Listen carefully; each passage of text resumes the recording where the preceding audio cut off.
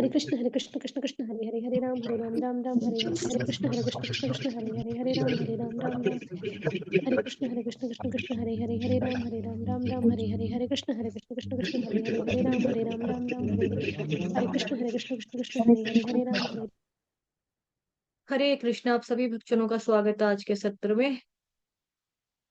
सत्र का शुभारंभ हम पहले जगत गुरु श्रीला प्रभुपाद जी की आज की कोट के साथ करेंगे। जगत गुरु श्रीला प्रभुपाद की जय। आज है 27 फरवरी। कोट आप लोगों के सामने है। कई बार जब राधा रानी बाहर होती तो श्री कृष्ण उन्हें धक्का दे देते थे और इस धक्का मुक्की में वे दोनों गिर जाते। वे शिकायत करती, मुझे इस तरह परेशान ना करो। इस स्थिति का लाभ उठाकर श्री कृष्ण राधा रानी का चुंबन कर लेते। राधा रानी बहुत प्रसन्न होती, किंतु बाहर से वे नाराज होती। तो श्री कृष्ण बदमाश हैं। जब तक श्री कृष्ण में बदमाशी नहीं है तो वह इस संसार में कैसे हो सकती है। हमारा सिद्धांत है कि भगवान प्रत्येक वस्तु के स्रोत हैं, किंतु उनकी बदमाशी इतनी सुंदर है कि सभी उनकी बदमाशी की पूजा करते हैं। मायापुर 27 फरवरी 1972। जगत गुरु श्रील प्रभुपाद की जय। अभी हम श्रीमद् भगवद गीता यथारूप करेंगे। श्रीमद् भगवद गीता यथारूप की जय। जगत गुरु श्रील प्रभुपाद की जय। 9th चैप्टर पढ़ रहे हैं, परम गुह्य ज्ञान। अध्याय का नाम है और आज का श्लोक है 5वां। न चमत्स्थानि भूतानि पश्य मे योगमैश्वरम भूत भुन्न च भूतस्थो ममात्मा भूत भावनः। बेसिकली जो कल पढ़ा था और जो आज पढ़ा ना, ये दोनों श्लोकास जो है ये विरोधाभासी हैं। यहाँ पे भगवान क्या कह रहे हैं, मया ततमिदं सर्वम जगद व्यक्त मूर्तिना मस्थानि सर्वभूतानि न चाहन्तेष्वस्थितः। यह संपूर्ण जगत मेरे अव्यक्त रूप द्वारा व्याप्त है। समस्त जीव मुझ में है किंतु मैं उनमें नहीं हूं। एक ये बात हो गई। दूसरी बात भगवान कह रहे हैं जो आज, तथापि मेरे द्वारा उत्पन्न सारी वस्तुएं मुझ में स्थित नहीं रहती। जरा मेरे योग ऐश्वर्य को तो देखो। यद्यपि मैं समस्त जीवों का पालक यानी कि भर्ता और सर्वत्र व्याप्त हूँ, लेकिन मैं इस विराट अभिव्यक्ति का अंश नहीं हूँ, क्योंकि मैं सृष्टि का कारण स्वरूप हूँ। हरे कृष्ण। माता जी फ्री हुए? जी माता जी हो गई। ठीक है, तात्पर्य पढ़ो। तात्पर्य जगत गुरु श्रील प्रभुपाद द्वारा श्रील श्रील प्रभुपाद की जय। प्रभुपाद की जय। भगवान का कथन है कि सब कुछ उन्हीं पर आश्रित है। मत स्थानी सर्वभूतानि, इसका अन्य अर्थ नहीं लगाना चाहिए।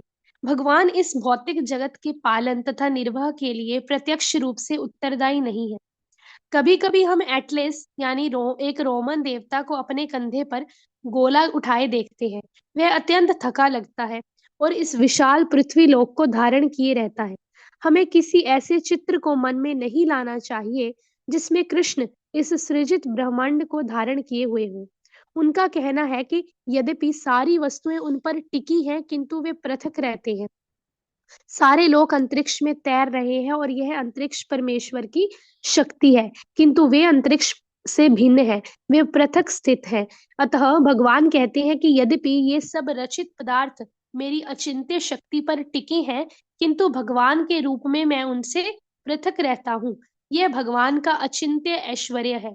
वैदिक कोश निरुक्ति में कहा गया है, युज्यते नेन दुर्घटेषु कार्येषु। परमेश्वर अपनी शक्ति का प्रदर्शन करते हुए अचिंत्य आश्चर्यजनक लीलाएं कर रहे हैं। उनका व्यक्तित्व विभिन्न शक्तियों से पूर्ण है और उनका संकल्प स्वयं एक तथ्य है। श्री कृष्ण भगवान को इसी रूप में समझना चाहिए। हम कोई काम करना चाहते हैं तो अनेक विघ्न आते हैं और कभी-कभी हम जो चाहते हैं वह नहीं कर पाते। किंतु जब कृष्ण कोई कार्य करना चाहते हैं तो सब कुछ इतनी पूर्णता से संपन्न हो जाता है कि कोई सोच भी नहीं पाता कि ये सब कैसे हुआ। भगवान इसी तथ्य को समझाते हैं। यद्यपि वे समस्त सृष्टि के पालक तथा धारण करता है, किंतु वे इस सृष्टि का स्पर्श नहीं करते। केवल उनकी परम इच्छा से प्रत्येक वस्तु का सृजन, धारण, पालन एवं संहार होता है।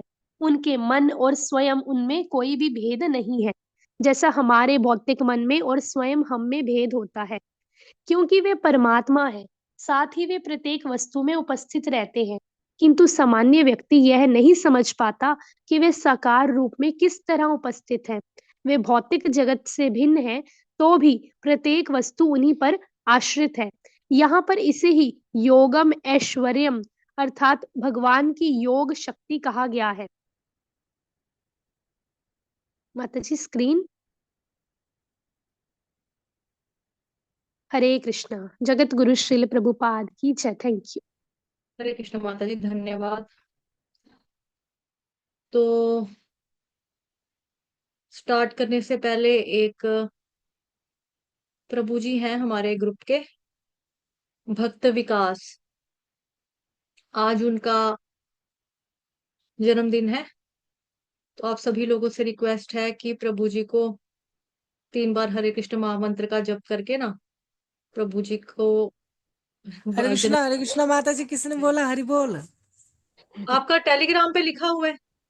हरि बोल? नहीं नहीं नहीं नहीं नहीं, माता जी, नहीं नहीं नहीं नहीं, पता नहीं, टेलीग्राम मुझे नहीं पता, sorry, I am really sorry. Telegram पे आपने गलत डाला हुआ है अपना बर्थडे।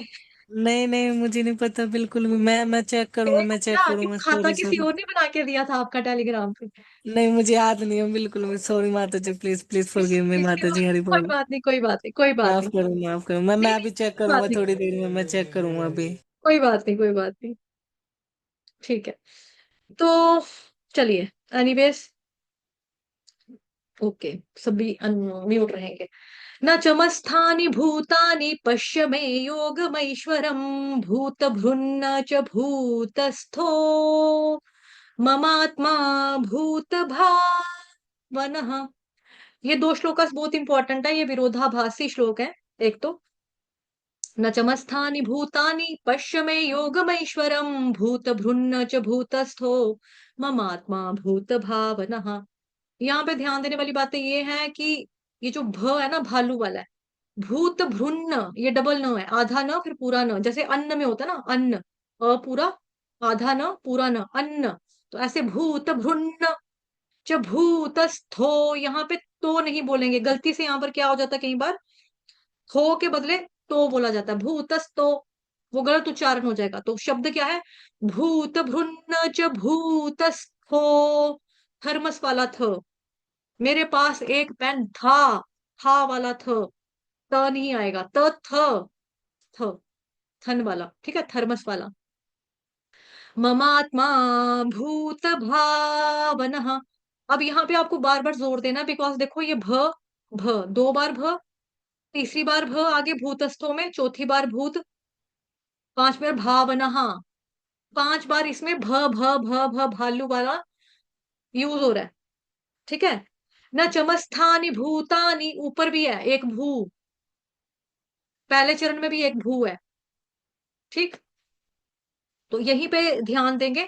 न चमत्स्थानि भूतानि पश्य मे योगमैश्वरम भूत भृन्न च भूतस्थो ममात्मा भूत भावनः।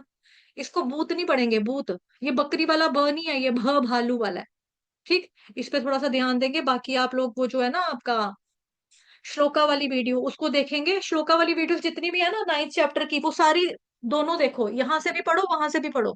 यहाँ पे श्लोका का उच्चारण मैं उतना नहीं करवा रही हूँ, ठीक है, लेकिन वहां पे आपको श्लोका का उच्चारण पूरा मिल रहा है, वहां पे श्लोका का अच्छे से उच्चारण किया हुआ है। साथ में जरूरी नहीं है कि जो चीजें मैंने यहाँ बताई वही चीज मैंने उस वीडियो में बताई है, थोड़ा वहां पे डिफरेंट भी हो सकता है। तो दोनों वीडियोस को सुनो। 9.1 अभी भी शुरू करो, जिसने अभी तक नहीं पढ़ा, 9.1 2 3 4, आज का श्लोक क्या है, 5वां है ना। तो 5 ही श्लोक हुए, अब इतना दूर नहीं गए हो, ठीक है। तो दोनों वीडियोस देखो और नोट्स बनाओ, हो सके तो उसको सुन के, मतलब कैसे उच्चारण करना है, कहाँ कहाँ पे, जैसे मैंने अभी बता दिया मोटा मोटा। भूत भृन्न च भूतस्थो, हो तो नहीं आएगा, ममात्मा भूत भावनः, ठीक। अब यहाँ भगवान जी बोल रहे हैं कि तथापि मेरे द्वारा उत्पन्न सारी वस्तुएं मुझ में स्थित नहीं रहती, जरा मेरे योग ऐश्वर्य को तो देखो। यद्यपि मैं समस्त जीवों का पालक यानी कि भरता हूं, मैं सर्वत्र व्याप्त हूँ, लेकिन मैं इस विराट अभिव्यक्ति का अंश नहीं हूं, क्योंकि मैं सृष्टि का कारण स्वरूप हूँ। और कल भगवान जी ने क्या बताया था, कल भगवान ने बताया था, यह संपूर्ण जगत मेरे अव्यक्त रूप द्वारा व्याप्त है, समस्त जीव मुझ में है किंतु मैं उनमें नहीं हूँ। दोनों बातें क्या होगी, विरोधाभासी बातें होगी ना।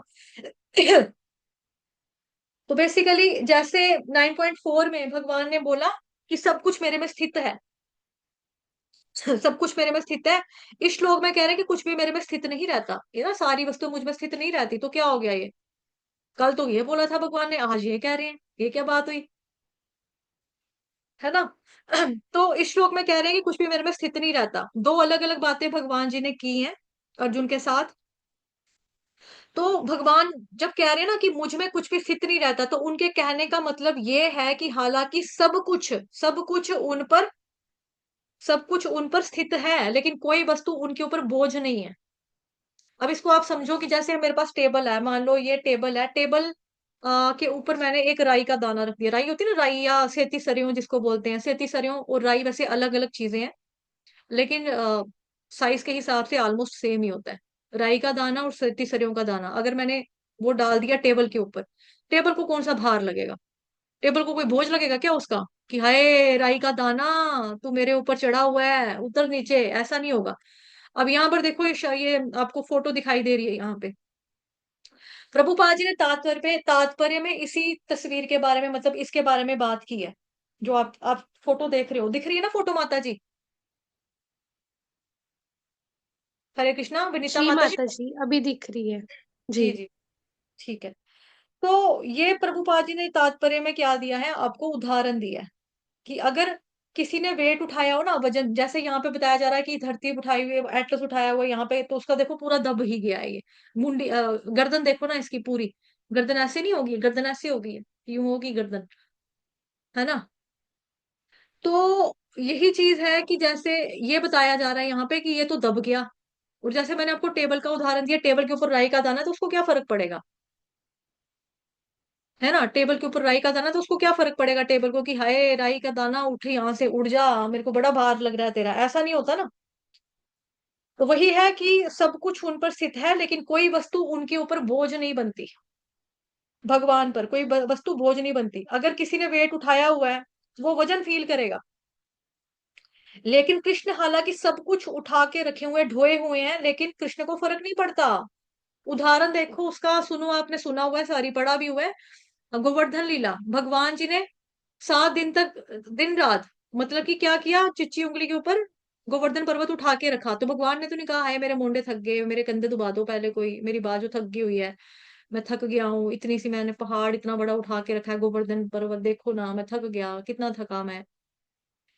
लेकिन जैसा कि यहाँ पे फोटो में दिखाया जा रहा है, फोटो में क्या बताया जा रहा है, इसकी गर्दन तो दब गई है, ये तो ऐसे हो गया, इसकी मुंडी तो टेढ़ी हो गई है, ऐसे हो गया ये।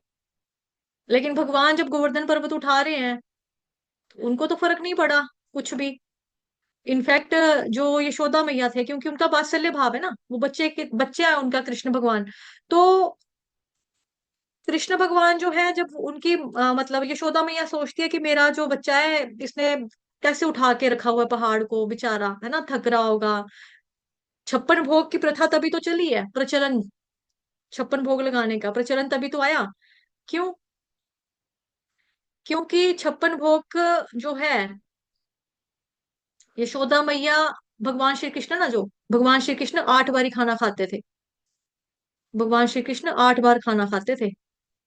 तो यशोदा मैया जो है, उन्होंने सोचा 7 दिन से मेरा बच्चा भूखा है, तो आठ आठ टाइम में खाना खाता था, अभी बेचारा भूखा है बैठा हुआ, इसने कुछ नहीं खाया।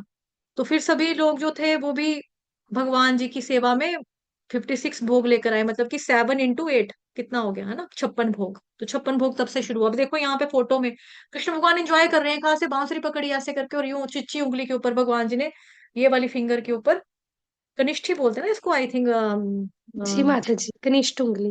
कनिष्ठ उंगली, इसके ऊपर भगवान जी ने गोवर्धन पर्वत धारण किया। और फोटो पे देखो स्माइल है भगवान के, भगवान खुश हो रहे हैं, हंस रहे हैं, मुस्कुरा रहे हैं। देखो, इसको जूम करती हूँ थोड़ा सा, इसको zoom zoom zoom zoom zoom zoom zoom जरा, जूम जूम। ये क्या है, इसके ऊपर तो, एक सेकेंड,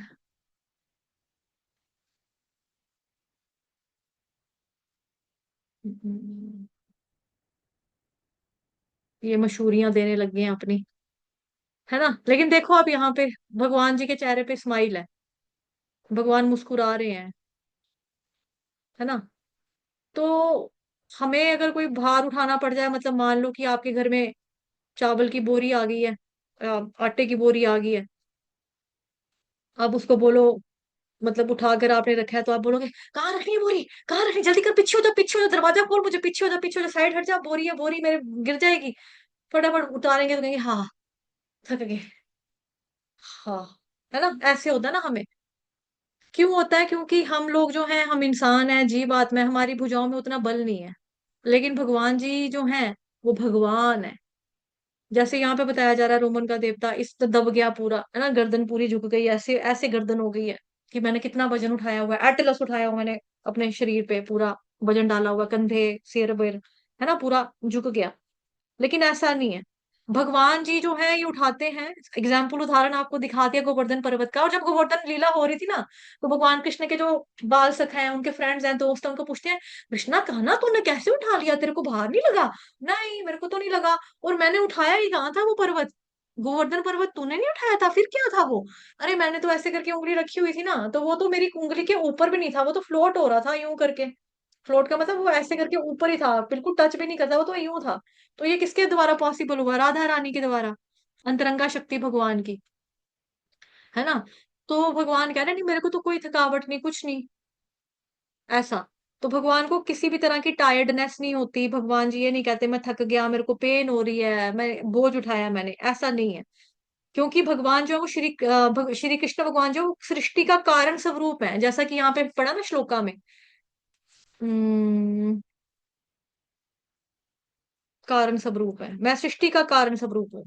लेकिन मैं विराट अभिव्यक्ति का अंश नहीं हूँ, क्योंकि मैं सृष्टि का कारण स्वरूप हूँ। भगवान जो है सृष्टि का कारण स्वरूप है, भगवान ये बता रहे हैं। अभी ये जो चीजें हैं, ये हमारे लिए अचिंत्य हैं। अचिंत्य का मतलब क्या होता है? कि जिसको हम भौतिक इंद्रियों के द्वारा नहीं समझ सकते, अपने प्रैक्टिकल के द्वारा नहीं समझ सकते, मतलब कि अपने एक्सपेरिमेंट के द्वारा, मतलब शोधन कहते हैं ना उसको हिंदी में। एक्सपेरिमेंट को शोधन कहते हैं। तो हम अपने एक्सपेरिमेंट के द्वारा नहीं समझ सकते ये चीजें जो भगवान ने बताई हैं। कि भाई हम भगवान जी की जो अचिंत्य शक्ति है, हम उसको समझ लेंगे, हम उसको देख लेंगे, हम उसको नहीं समझ सकते हैं। क्यों? क्योंकि हमारी भौतिक बुद्धि है, हमारी भौतिक आंखें हैं, हमारा भौतिक मन है, भौतिक इंद्रियां हैं, उसके द्वारा हम नहीं समझ सकते। आपको याद होगा हाँ, ईशोपनिषद जब पढ़ रहे थे हम, तो उसमें प्रभुपाद जी ने स्टार्टिंग में आमुख में बताया कि मनुष्य जो है वो त्रुटियां करता है। हर मनुष्य त्रुटियां करता है। उस जीवात्मा में ठगने की प्रवृत्ति होती है, गलती करने की प्रवृत्ति होती है, धोखा देने की प्रवृत्ति होती है ना। तो अपनी इंद्रियां ही उसको धोखे में ले आती हैं।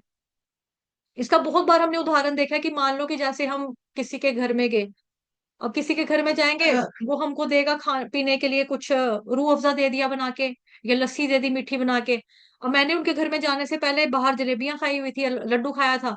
वो जब मैं उनके घर में गई, उन्होंने लस्सी का गिलास लाया मेरे लिए, मैं कहूँगी फीकी है क्या, मीठा तो नहीं लग रहा? क्योंकि नहीं बेटा, हमने तो मीठा डाला है इसमें। नहीं अंकल, मीठा तो नहीं है।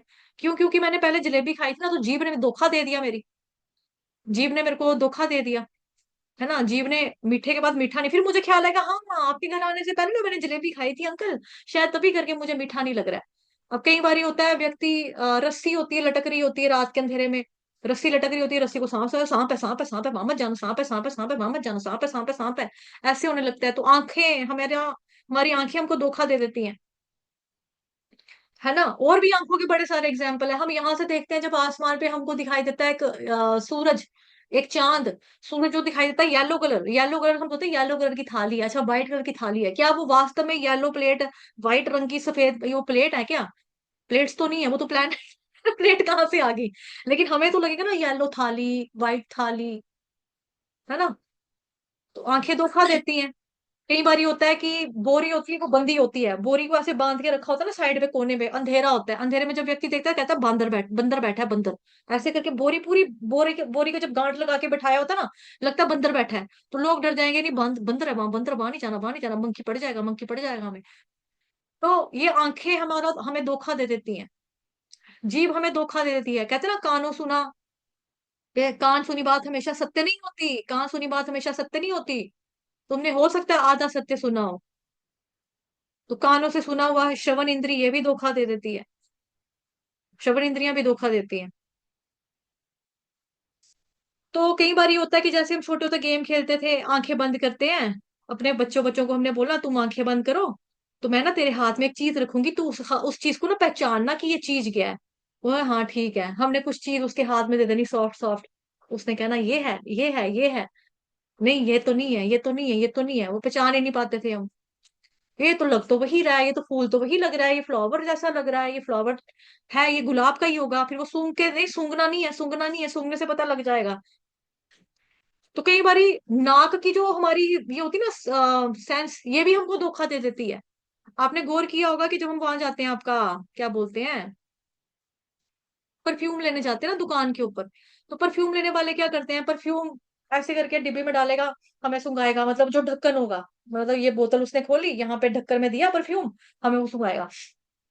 हमने सूंघा सूंघा, बाद में हम कहते हैं भैया पता नहीं चल रहा कि कौन से परफ्यूम की स्मेल अच्छी थी, अब ना हमको सारी एक जैसी लग रही है, पता नहीं भैया। फिर वो क्या कहता है, रुको रुको एक मिनट रुको, वो कॉफी सुंघाएगा हमें, हम कॉफी सूंघेंगे, फिर हमारी सेंस वापस आएगी, फिर हमको वो दोबारा बोतल सुंघाएगा दूसरी परफ्यूम की, फिर हम कहेंगे हाँ भैया ये वाला दे दो।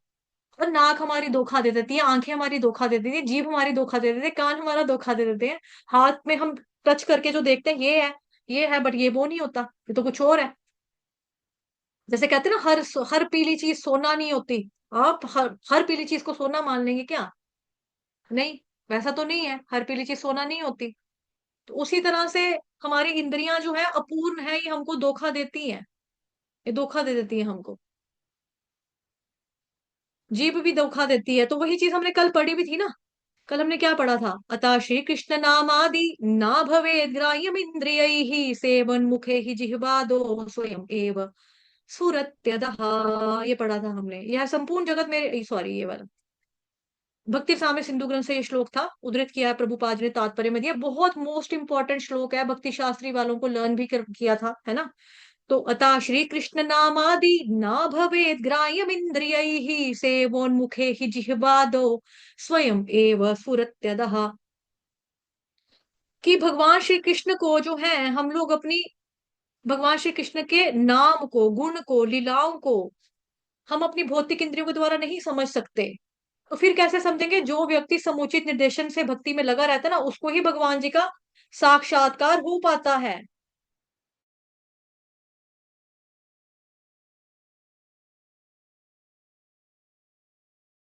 वो ये वाला ना बहुत इंपॉर्टेंट श्लोक है बेसिकली। कल मेरे पास समय कम था क्योंकि भक्ति वैभव की कक्षा शुरू हुई थी ना, तो समय कम था, मैंने आपको ज्यादा अच्छे से बताया नहीं, बट आज का जो श्लोक है वो इसको ही थोड़ा सा वो कर रहा है। क्योंकि मैंने जैसा कि बताया कि आज का श्लोक और जो कल का श्लोक है ना हमारा, ये दोनों श्लोक बेसिकली क्या है, ये विरोधाभासी है। और कल की इसके लिए मैंने आपको दिया भी था, तद दे जति तद नहीं जति तद दूरे तद्वंति, कह के भगवान चलते हैं नहीं भी चलते, दूर हैं पास भी हैं, है ना, बाहर भी अंदर भी हैं, तो कॉन्ट्राडिक्टरी श्लोकास थे। मतलब हमने कल जो ईशोपनिषद का बताया, मंत्र नंबर 4 और 5 का रेफरेंस दिया था, है ना। कल का भी थोड़ा थोड़ा रिवाइज कर पा रही हूँ। अतः श्री कृष्ण नामादि ना भवेत ग्राह्यम इंद्रियैहि सेवोन्मुखे ही जिह्वादौ स्वयं एव स्फुरत्यदः। तो इसको हम अपनी स्थूल इंद्रियों के द्वारा समझ ही नहीं सकते हैं भगवान जी को, क्योंकि हम भौतिक है ना, भौतिक बुद्धि है। भगवान को सबने बनाया, नहीं सॉरी, सबने सबको भगवान ने बनाया, भगवान को किसने बनाया? अगर भगवान को भी कोई बनाने वाला बैठा है पीछे, तो फिर वो भगवान काहे के हुए भाई? थोड़ा तो दिमाग लगाओ, थोड़ा तो बोलते वक्त सोचा करो, समझा करो कि बोल क्या रहे हैं, है ना। मैं हूं, तो कहते हैं ना, हमेशा यही बोला जाता है कि जो बच्चा है ना, ये अपने पापा पे गया है, अपनी मम्मा पे गया है। ये नहीं कोई कहता है कि ये जो मम्मी है ना, ये अपने बच्चे की तरह गई है। कोई कहता है ये मम्मी है ना, जो ये मम्मा जो है, ये बच्चे की तरह निकली है, ये जो पापा है ना, ये बच्चे की तरह निकले हैं। पापा का जो बेस है, पापा का जो धार है, वो बच्चे के अस्तित्व पर नहीं टिका हुआ, बच्चे के ऊपर नहीं टिका हुआ है। उसी तरह से इस बात को समझो कि भगवान जो है वो स्वराट है, वो इंडिपेंडेंट है, हम लोग उन पर निर्भर करते हैं, वो हम पर निर्भर नहीं करते हैं, वो हम पर निर्भर नहीं करते। ठीक है। तो वही है, भगवान जी की इंद्रियों को, सॉरी, भगवान जी की अनुभूति को हम स्थूल इंद्रियों के द्वारा नहीं समझ सकते, अपनी इन भौतिक आंखों से नहीं समझ सकते कि सब कुछ भगवान ने बनाया, सबको भगवान ने बनाया, तो भगवान को किसने बनाया? भगवान को अगर किसी ने बनाया होता तो फिर भगवान भगवान काहे के हुए? फिर वो भगवान थोड़ा होते। फिर जिसने भगवान को बनाया हम जाएंगे उसके पास, उसको ढूंढेंगे, उसकी पूजा करेंगे, ये तो इसने तो भगवान को बनाया यार। हम तो चले जाएंगे कहीं और, है ना। तो ये ह्यूमन का स्वभाव ऐसा ही है। जब तक हम भगवान जी को अपनी भौतिक आंखों से, भौतिक मन से, भौतिक बुद्धि से, अपने ये प्रैक्टिकल एक्सपेरिमेंट से समझने का प्रयास करेंगे, हम कभी भी नहीं समझ सकते हैं, कभी भी नहीं समझ सकते। फिर कैसे समझेंगे? सेयोन्मुखे ही जिह्वादौ स्वयमेव सुरत्यदः, इस तरह से हम समझ सकते हैं कि भगवान की जो महिमा है वो श्री कृष्ण नाम आदि, यानी कि भगवान श्री, अतः श्री कृष्ण नाम आदि, श्री कृष्ण का नाम आदि, ठीक है। यानी नाम मतलब भगवान जी का नाम, आदि का मतलब हो गया भगवान जी का गुण, भगवान जी की लीलाएं और भगवान जी का रूप। इन सभी को हम अपनी भौतिक इंद्रियों के द्वारा नहीं समझ सकते, उनकी दिव्यता को नहीं समझ सकते। ना भवेद ग्राह्यम इंद्रियैहि, ना भवेद ग्राह्यम इंद्रियैहि। उनकी जो भौतिक इंद्रियां हैं वो दूषित है ना हमारी, जो हम लोगों की भौतिक इंद्रियां वो दूषित है, किसकी वजह से? अविद्या की वजह से दूषित है, अविद्या की वजह से दूषित है। ये अविद्या ही तो है। जैसे बोला जाता है हमारे सनातन धर्म में, हमारे शास्त्रों में लिखा है कि पुत्र को, है ना, मतलब कि बच्चों को माता पिता का श्राद्ध करना चाहिए, पिंडदान देना चाहिए। अब मेरे संपर्क में एक लड़की थी, विनीता माता जी को पता है किसके बारे में बात कर रही हूँ? ऐश्वर्या माता जी को पता लग गया कि मैं किसके बारे में बात कर रही हूँ। मुझे पता क्या कहती है? यार मुझे भूख लगी है तो मैं खाना खाऊंगी, रोटी खाऊंगी तो पेट मेरा भरेगा ना। अब मेरे सास ससुर मर चुके हैं, मेरा हस्बैंड मेरे को बोलता है श्राद्ध कर, तो जो मैं अगर उनके नाम का श्राद्ध कर रही हूँ, घर पे कोई पंडित आ रहा है, कोई, क्योंकि वो किसी और अप्रामाणिक संप्रदाय को फॉलो करती हैं जिसमें निराकार बताया जाता है, ठीक है। और वो कहते हैं कि ये चीजें ना ढकोसले हैं। हम जैसे विग्रह की पूजा करते हैं, मूर्ति पूजा जो है ना, तुम लोगों की ढकोसला है, ये मंदिर मंदिर ढकोसले हैं। ये व्रत वगैरह एकादशी कुछते रहो, भूखे रहो, ढकोसले हैं। ये श्राद्ध इत्यादि कर्म, ये श्राद्ध और ये क्या बोला, पिंडदान वगैरह। मेरे को भूख लगेगी, मैं रोटी खाऊंगी तो मेरा पेट भरेगा। अब मेरा ससुर जो है ही नहीं दुनिया में, उसके नाम का मैं खाना घर में खिलाऊं, उसका पेट कहाँ से भरेगा यार? मैं नहीं मानती इस चीज को। अभी सभी कुछ हम अपनी इन आंखों से समझें, इन आंखों से देखें, तो क्या ही बात होगी। बट हमें दिखता नहीं ना है, हम समझ नहीं ना सकते। अचिंत्य, हमें अपने संसार की बातें समझ में नहीं आ रही हैं कि कैसे हो रहा है, क्यों हो रहा है। हमें अपने लॉजिक्स ही नहीं पता है, हमें अपने बेसिकली सनातन धर्म के बारे में पता ही नहीं है। पिंड इत्यादि जो हुआ, या श्राद्ध इत्यादि पिंड वगैरह हुआ, आपको मालूम है कि जैसे, चलो मोस्टली हमारे ग्रुप में माता जी लोग हैं, ठीक है। अभी एक छोटा सा वो ले लेते हैं, आई थिंक जो बड़ी बड़ी लेडीज हैं, मतलब माता जी लोग हैं, उनको तो पता होगा। लेकिन कुछ बीच में ऐसे भक्त होंगे, ऐसे बच्चे होंगे जिनको इस बारे में नहीं पता होगा, जो सवाल मैं आप लोगों से पूछने जा रही हूँ, ठीक है। हम लोग आटा गूंदते हैं ना घर में, आटा गूंदने के बाद हम उंगलियां लगा देते हैं, उसके ऊपर क्यों लगाते हैं उंगलियां? कौन बताएगा? मालूम है किसी को? हैंड रेस करो। आटा हम गूंदते हैं, मुक्की मारी आटा गूंद के, मान लो ये आटा है, अगर गूंदा गूंदा गूंदा गूंदा, उसके ऊपर उंगलियां छाप दी, क्यों मार दी? क्यों मार दी? कौन माता बताएगा? जी, मेरे मम्मा बोल रहे हैं कि वो पिंड देते हैं आटे पे। अगर नहीं लगाएंगे तो, अच्छा। अगर नहीं लगाएंगे तो, वही मैंने कहा ना, आप बच्चे हो, आपको नहीं पता। आपकी मम्मा ने बताया क्योंकि वो मैरिड है, वो घर गृहस्थी संभालते हैं। शशि माता जी ने भी हैंड रेस किया है। कहाँ गए शशि माता जी का हाथ? कहाँ गया? शशि माता जी, बिंदु वर्मा माता जी आगे, ये शशि माता जी भी थे। हाँ, शशि माता जी। जी, आप दोनों को अनम्यूट कर दिया है मैंने। बताइए। कहते हैं जब हम आटा गूंथते हैं तो वो गोल करके रखते हैं, तो वो बोलते हैं एक पिंड बनाते हैं। हाँ, वो पिंड में अगर चला हम गया। उस पे फिंगर्स लगा देते हैं, कहते हैं फिर वो पिंड नहीं रहता। हाँ, वो फिर वो पिंड नहीं रहता। तो ये बात देखो, किसको मालूम है? जो बड़ी बड़ी लेडीज है हमारे से, मतलब कि जैसे मतलब विनीता माता जी को नहीं पता, वो आज की बच्ची है, उसकी मम्मा को पता है, ठीक है। बिंदु वर्मा माता जी को मालूम है। हरे कृष्ण माता जी, पंचांग प्रणाम। पंचांग प्रणाम माता जी। शशि जी माता माता जी ने जो उत्तर दिया बिल्कुल सही दिया। सरोज माता जी, मतलब ये जो बड़े बड़े लेडीज हैं, बड़ी बड़ी हैं, उनको पता है। लेकिन हम लोगों की जनरेशन को मुश्किल से ही पता होगा, क्योंकि हमें अपने धर्म के बारे में ज्ञान ही नहीं ना है, हमें पता नहीं है। हम माते होते जब हम कहाँ है? आटा गूंथते थे ना, हमारी सास बताती थी, भाई इसके ऊपर फिंगर्स लगाओ, इसीलिए हाँ, हमें पता बिल्कुल चला। बिल्कुल। अब माता जी, मैंने कैम ऑन, आप प्लीज एक मिनट कैम ऑन करके बता देंगे अपना? वैसे तो आपको सब जानते हैं। ये देखो माता जी की एज देखो, पता लग रहा है ना। कि इतने सीनियर सीनियर जो लोग हैं उनको पता है ये बात, लेकिन हम लोगों की जनरेशन या मेरे बाद वाली जनरेशन उनको नहीं पता है। अब मुझे क्यों पता है? क्योंकि मेरे को इन चीजों में इंटरेस्ट है। मेरे को अगर कोई बोलेगा तूने ये काम नहीं करना, मैं पूछूंगी क्यों नहीं करना। मेरे को आदत है कि मुझे लॉजिक दो, मेरे को आंसर दो कि क्यों नहीं करना। कई लोग तो पूछते नहीं कि हाँ ठीक है बोल दिया नहीं करना तो नहीं करना भाई, बट मैं बोलती हूँ कि भाई क्यों नहीं करना, इसका क्या मतलब है। तो पूछना चाहिए, जिस जिन चीजों का नहीं पता होता ना, अपने घर के बड़ों को, मम्मा पापा को पूछना चाहिए हम लोगों को। तो यही है ना कि जैसे हम देखते हैं समझते हैं कि यार पिंड है कि ये वहां जा रहा है, श्राद्ध लग रहा है, ये खिला रहे हैं वो खिला रहे हैं, यार हम तो नहीं मानेंगे, हमारे पापा को खाना जा रहा होगा, यार हम तो नहीं मानते। तेरे मानने ना मानने से क्या होता है भाई?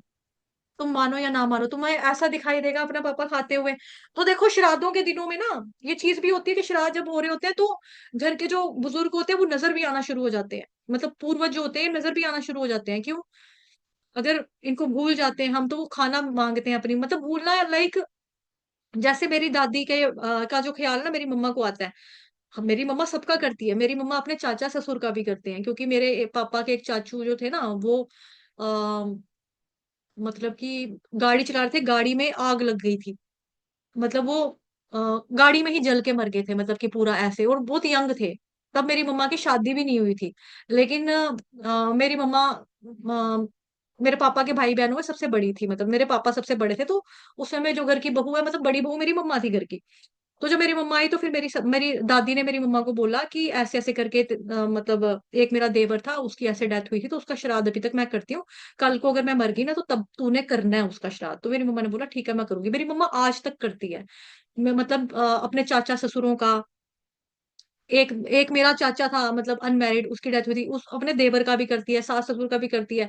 तो ऐसे जिस जिसका दिन होता है उस दिन के ऊपर करती है ना। तो जैसे मेरी दादी का ख्याल आता है तो मेरी दादी मम्मा को नजर आती है। एक वो मम्मा बताते हैं वो पीतल का पीले रंग का डोल होता था, वो उसमें दूध लेकर आया करती थी। और मम्मा को बोला कि मेरे लिए ना चने की दाल की खिचड़ी बना दे। तो चने की दाल की खिचड़ी जो है ना, मतलब कि वो बोल देते थे कि भाई मैंने ये खा, मतलब मुझे ये है। तो मेरी मम्मा को शाह से एक दो दिन पहले वो खुद ही याद दिलाते कि मेरे को चने की दाल की खिचड़ी ही देना, मुझे यही पसंद है। तो मांगते हैं। तो ऐसा नहीं है कि मतलब कि अब सारा चीजें हम आंखों से ही देखना शुरू कर दें कि ये चला, ये खाया नहीं खाया, मेरे पापा तक पहुंचा नहीं पहुंचा, ये चीजें नहीं होती हैं। मानना है जो हमारे शास्त्रों में लिखा है उसको मानना चाहिए। जी रानी माता जी आप बताइए क्या कहना चाहती हैं आप? हरे कृष्णा, आपने हैंड रेस किया, माता जी बोलो। हरे कृष्णा। जी माता जी, आवाज नहीं आ रही, आप अपने आपको म्यूट करो। हरे कृष्ण माता जी। हाँ माता जी, माता मैं जी मुझे देख नहीं पा रही आपको। माता जी कहाँ हो? माता जी कैमरा बंद है मेरा। अच्छा अच्छा, ठीक है। ये माता जी मेरा मैं ये कह रही थी कि जैसे मुझे तो पता नहीं था कि ये क्यों फिंगर छापते हैं, मगर फिर भी ना अपने आप ही आटा गूंदने के बाद मेरे फिंगर में मतलब आदत सी पड़ गई है कैसे फिंगर लगाने की। माता जी समझी नहीं मैं कि पिंड देते हैं, तो एक बार और समझा दीजिए। माता जी अगर हम आटे के ऊपर फिंगर नहीं ना लगाएंगे वो पिंड माना जाता है, फिंगर लगा दे तो वो पिंड नहीं माना जाएगा। आपने अपने जीते जागते परिवार को रोटी खिलानी ना, पिंड किसके नाम का निकालते जो मर गया? समझ रहे हैं? हरे कृष्णा। ये चीज अगर जी जी गोला माता में जी। गोला रहेगा तो वो पिंड चला जाएगा, पूर्वजों जो मतलब मर मुर गए हैं उनके नाम के ऊपर जाएगा, पुरखों के नाम पे जाएगा। लेकिन आपने उंगलियां छाप दी तो आपका आपके जो घर के जो जीवित लोग हैं उन लोगों ने खाना खाना है ना, तो वो छापेंगे ऐसे, तो फिर वो पिंड नहीं माना जाता। ये चीज है। ठीक है तो तो माता जी ऐसे हम मतलब मैं जैसे फिंगर लग जाता है उसमें, मतलब अपने आप ही लग जाता है, मैं लगानी तो है कोई लगानी है। अब दिक्कत नहीं आपकी है। क्यों लगती है? बिकॉज आपको घर गृहस्थी चलाते हो समय हो चुका है, कुआरे मतलब आपकी शादी को टाइम हो गया, तो आप आटा गूंथते हो, आपकी ऑटोमेटिकली बन जाती है ऐसे करके। बिकॉज आपने जी देखा है ना माता जी। बचपन से, अब आप लगा रहे हो तो आदत बन गई है, तो इसको चेंज थोड़ा करने के लिए बोल रही हूँ, करना है, इसको करना है। ठीक है ठीक है माता जी, ठीक है। जी। चलिए अब सारी कक्षा तो आटे की ही लग रहा है मुझे। सारी क्लास में आज आटे ने ले लिया, आटा गूंदने ने ले लिया आज, है ना। बट देखो कि मतलब कितनी सारी बातें हैं जो हमें अब हमारे हमें अपने धर्म के बारे में ही नहीं मालूम है। हमें अपने धर्म के बारे में नहीं मालूम है, हम करते आ रहे हैं, मतलब फॉलो कर रहे हैं चलो, लेकिन मालूम नहीं है। तो मालूम होना चाहिए ना हमें। अगर हमें आज पता लगा है, तो आपको जितने यहाँ पे कितने लोग बैठे, 25 लोग बैठे हैं, तो उनको चाहिए कि हम जाकर बताएं, सुनाएं कि हमने ये देखा, ये आज ये सुना, तो पता है आपको ये होता है मतलब इसका, ये मतलब होता है इसका। तो ऐसे हमें डिस्कस करना चाहिए, शेयर भी करना चाहिए। शेयर करने से ही हमारा मतलब ये भी एक तरह का प्रचार है ना, सनातन धर्म अपनी रीत है, रिवाज है, हम ऐसा करते हैं, क्यों करते हैं। तो उसका एनीवेज राजकुमारी माता जी मुझे लग रहा है आटा ही गूंद रही है। कैमरा कर दिया, कैमरा कर दिया बंद, चलो ठीक है। तो ना भवेद ग्राह्यम इंद्रिय, उनकी जो भौतिक इंद्रियां हैं वो दूषित है अविद्या की वजह से, इसलिए इंद्रिय ग्रहण नहीं कर पाती। लेकिन सेवोन्मुखे ही जिह्वा दो स्वयं एव सुरत्यतः, जैसे ही जीव इच्छा करता है, सेवोन्मुखे ही जिह्वा दो, जैसे ही जीव इच्छा करता है कि मेरी जीव के ऊपर भगवान जी का नाम आए, तो अपनी शक्ति से स्वयं एव सुरत्यतः, भगवान अपनी शक्ति से खुद ही प्रकट हो जाते हैं। जैसा हमने बोला कृष्ण, ठीक है, हमने बोला कृष्ण, लेकिन कृष्ण नाम को हमारी जीभ पकड़ नहीं सकती है। लेकिन जब हम चाहते हैं कि हमारी जीभ के ऊपर कृष्ण भगवान आए, तो वह कृष्ण भगवान जी की कृपा से आता है। एक और इसका मतलब है कि जैसे हम लोग भगवान की मतलब जैसे हम लोग सेवा भावना से युक्त होकर हरि नाम का जप कर रहे हैं, है ना, हरे कृष्ण महामंत्र का जप कर रहे हैं, सेवा भावना से युक्त होकर कर रहे हैं, भगवान जी का प्रसाद ग्रहण करते हैं, तो जिह्वा दऊ, जीभ से प्रारंभ होकर आदऊ, आदऊ का मतलब होता है शुरुआत, स्टार्टिंग। मतलब जीव को जब भगवान की सेवा में लगाते हैं, तो हम भगवान जी के रूप गुण लीला की दिव्यता को हम समझने लग जाते हैं। तो भक्त कहते हैं कि अगर हम ये ध्यान रखें कि मुंह से बाहर क्या जा रहा है और मुंह के अंदर क्या जा रहा है, तो मतलब अंदर प्रसाद जा रहा है, खाना कौन सा, और बाहर मतलब भगवान की वाणी की चर्चा हो रही है, तब हम फिर भगवान जो है धीरे धीरे अपने ज्ञान को हमारे हृदय में प्रकाशित करते हैं। इसलिए बहुत इंपॉर्टेंट है ये। अगर कोई व्यक्ति पर जलपाई करता रहेगा या बाहर का खाना ही खाता रहेगा, तो उसकी चेतना जो दूषित रहेगी ना, भगवान का नाम ले ही नहीं रहा है, हरे कृष्ण महामंत्र का जप कर ही नहीं रहा है, तो चेतना क्या रहेगी, दूषित रहेगी, तो वह भगवान को समझ नहीं पाएगा। तो प्रभुपाद जी वही कह रहे थे कि भगवान को बुद्धि से नहीं समझा जा सकता है, जीव से नहीं समझा जा सकता है, वहां भौतिक जगत में नहीं समझ सकते हैं, मतलब भौतिक इंद्रियों के द्वारा। हम सब कुछ बुद्धि से समझते हैं भौतिक जगत में, लेकिन भगवान को कैसे समझ सकते हैं, जीव से समझ सकते हैं, क्योंकि भगवान बुद्धि से भी परे हैं। अगर बुद्धि से समझ में आते तो साइंटिस्ट लोग समझ जाते, लेकिन उन्हें समझ में नहीं आते। तो भगवान श्री कृष्ण के नाम यश लीलाओं आदि को भौतिक इंद्रियों के द्वारा नहीं समझ जा सकता, है ना। तो जो हमने ये पढ़ा था कल, ये श्लोक, तो इसी के लिए ना मतलब कि एक और आता है यहाँ पे, मतलब श्रीमद् भागवत महापुराण का जो 11वां स्कंद है ना, 11वां स्कंद का 14 नंबर का चैप्टर, उसमें 26 नंबर का श्लोक है। यथा यथात्मा परिमृज्यते सौमुत्पुण्य गाथा श्रवणाभिधान है, तथा तथा पश्यति सूक्ष्म, है ना। तो ये आता है कि इसमें बताया जाता है कि जितनी मात्रा में आत्मा मेरे श्रवण कीर्तन द्वारा शुद्ध हो जाती है, मेरी पुण्य गाथा के द्वारा आत्मा शुद्ध होती है, तो वह वस्तु की सूक्ष्मता को समझ सकता है, वह समझ सकता है कि किस तरह से भगवान जगत को नियंत्रित करते हैं। ये भगवान श्री कृष्ण ने खुद बताया है। श्रीमद् भागवतम महापुराण का 11वें कैंटो का 14वें नंबर का अध्याय और 26वें नंबर का श्लोक, भगवान कह रहे हैं कि जितनी ज्यादा आत्मा जो है वो मेरा श्रवण करेगी, मेरा कीर्तन करेगी, उतना वो शुद्ध हो जाएगी। मेरी पुण्य गाथा के द्वारा ही आत्मा शुद्ध होती है। अगर आप शुद्ध होगे, तो फिर मेरी हर वस्तु जो है, मुझसे जुड़ी जो भी रिलेटेड चीजें हैं, उसको सूक्ष्मता से समझ सकता है व्यक्ति, समझ पाएगा, समझ पाता है कि भगवान किस तरह से जगत को नियंत्रण करते हैं, और सब जगह पे हैं, हर जगह पे हैं। सूक्ष्म का अर्थ ये भी है कि भगवान के माधुर्य को समझ पाता है वो। नाम कथा मधुर है। जैसे किसी की आंखें खराब होती है, उसमें दवाई डालते हैं, है ना, तो आंखों की रोशनी धीरे धीरे आ जाती है, फिर हम वस्तुओं को देख पाते हैं, धीरे धीरे करके देख पाते हैं। जैसे आप लोगों ने ये भी देखा है, क्या बोलते हैं आपका, पुरानी फिल्में, पुरानी फिल्मों में, आज मतलब फिल्मों में हो सकता है एग्जाम्पल आता ही है मोस्टली कि किसी ने आंखों की ऑपरेशन कराया ना, तो उसकी आंखों पे पहले पट्टी पट्टी पट्टी पट्टी पट्टी पट्टियां पट्टियां पट्टियां बंधी हुई थी। फिर उसको बोलते हैं अब आप धीरे धीरे आंखें खोलिए, फिर वो ऐसे ऐसे करके धीरे धीरे आंखें खोलता है, रोशनी पड़ती है। फिर धीरे धीरे खोलने के लिए क्यों बोला जाता है, अचानक खोलेंगे एकदम से इतनी रोशनी आइज बर्दाश्त नहीं कर पाएंगी ना उसकी, तो कहते हैं धीरे धीरे आंखें खोलो, धीरे धीरे आंखें खोलो भाई अपनी। तो आंखें धीरे धीरे खोलकर फिर रोशनी धीरे धीरे जो होती है आ जाती है, हम देख पाते हैं वस्तुओं को, सब्जी को सब्जी, फ्रूट को फ्रूट, आसमान को आसमान, धूप को धूप, चांद को चांद, सितारे को सितारे, है ना, हम देख पाते हैं, समझ सकते हैं। तो वस्तुएं पहले जो है, वस्तुएं जो थी पहले से ही थी ना वहां पे। अगर हम अंधे थे, हमारी आंखें खराब थी, हमारी रोशनी नहीं थी, तो ये तो नहीं था सूरज नहीं चढ़ता था, चांद नहीं चढ़ते थे, सितारे नहीं होते थे, ऐसा तो नहीं था। या सब्जी का कलर मैंगो, आज मैंने देखा है कि मैंगो का रंग ये होता है, उससे पहले मैंगो था ही नहीं, मैंगो का वजूद ही नहीं था, उससे पहले आसमान था ही नहीं, उससे पहले सूरज नहीं था, उससे पहले चंद्रमा नहीं था, आसमान नहीं था, जमीन नहीं थी, पेड़ नहीं थे, पौधे नहीं थे, झरने नहीं थे, बस कुछ था ही नहीं। ऐसा तो नहीं है ना, वस्तुएं पहले से ही मौजूद थी, मैं नहीं देख सकती थी, मेरी खुद की कमी थी। उसी तरह से क्या है कि आ, भगवान जी को समझने के लिए मोस्टली हमें क्या चाहिए, भगवान ने खुद गीता के, सॉरी, श्रीमद् भागवतम के 11वें कैंटो में बता दिया कि श्रवणम, जो आत्मा मेरा रेगुलरली श्रवण करेगी, समझ पाएगी, मुझे देख पाएगी, एज इट इज तत्व रूप में मुझे समझ पाएगी, जैसा मैं हूं वो भगवान बता रहे हैं। जितना श्रवण करेंगे, महाराज पृथु क्या कहते हैं, हे भगवान जी, वो प्रार्थना में क्या कहते हैं, हे भगवान प्लीज मेरे को ना 1000 कान देने चाहिए थे आपको, आपने मेरे को 2 कान क्यों दिए? अगर 1000 कान होते तो मैं उन कानों से उतना ज्यादा श्रवण कर पाता। सोचो लोगों को सुनने में कितनी रुचि है, क्या टॉप क्लास के भक्त होंगे पृथु महाराज, जो कह रहे हैं भगवान जी को मेरे को 1000 कान चाहिए थे, भगवान आपने मेरे को 2 क्यों दिए? गोपियां जो हैं, ब्रह्मा जी को चैलेंज करती है, आप कैसे सृष्टि करे चाहिए हो, हम नहीं मानते, थर्ड क्लास सृष्टि करे चाहिए हो आप तो। ब्रह्मा जी कहते क्यों इस तरह से आप मुझे चैलेंज कर रहे हो, क्यों, ऐसा क्या हो गया? आपने आंखें तो बनाई, चलो ठीक है, हम आंखें से दर्शन करते हैं कृष्ण का, लेकिन आंखों की पलकें बनाने का क्या मतलब था? जब आप पलकें बनाते हो तो उसकी वजह से हमें पलकने झपकनी पड़ती हैं। जब हमारा 1 सेकंड के लिए आंखें बंद होती है, हम कृष्ण का दीदार नहीं कर सकते, दर्शन नहीं कर सकते, तो यूजलेस है ये पलकें। क्यों बनाई है? बनाना ही नहीं आता ब्रह्मा जी आपको तो। भक्त ऐसे होते हैं, 1 सेकंड की जुदाई, 1 सेकंड का विरह उनको बर्दाश्त नहीं होता था, गोपियों को, है ना।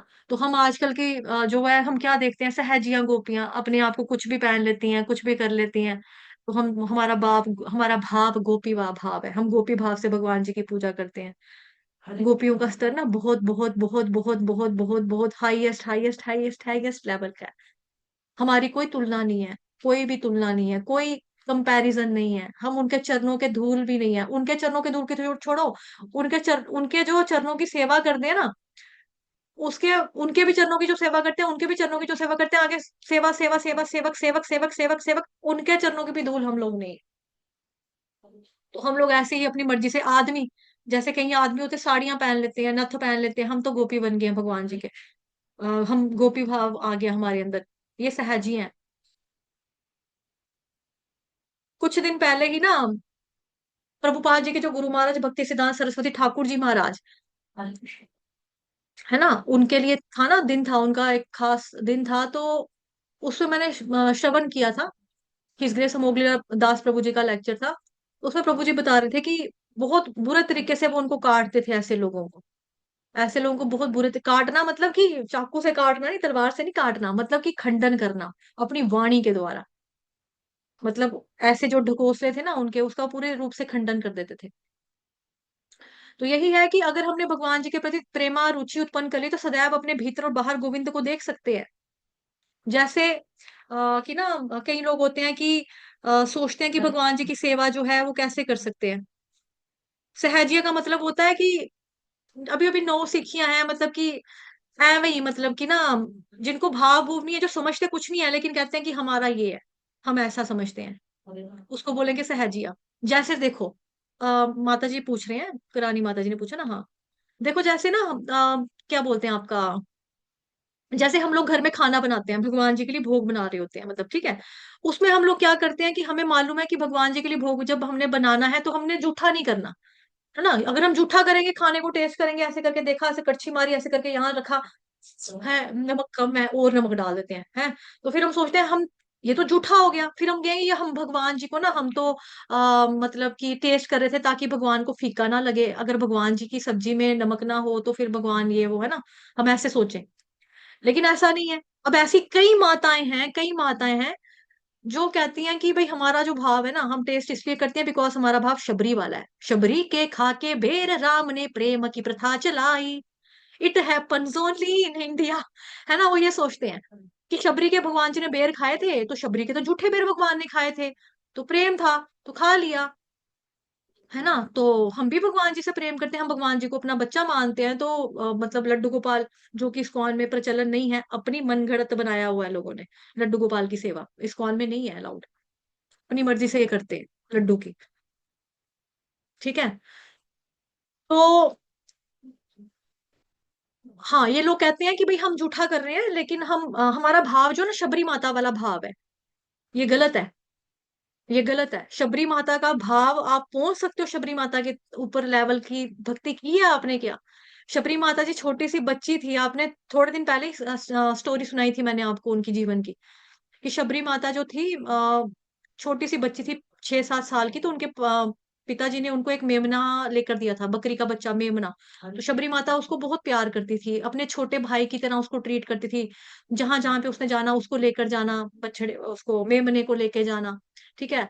और मतलब अपने साथ सुलाना, नहलाना धुलाना, तैयार करना, उसको खाना खिलाना अपने हाथों से, अपने प्यार, बहुत प्यार करना, बड़ा राय दुलार करना उसका, बड़ा दुलार से रखना उसको, बकरी के बच्चे को।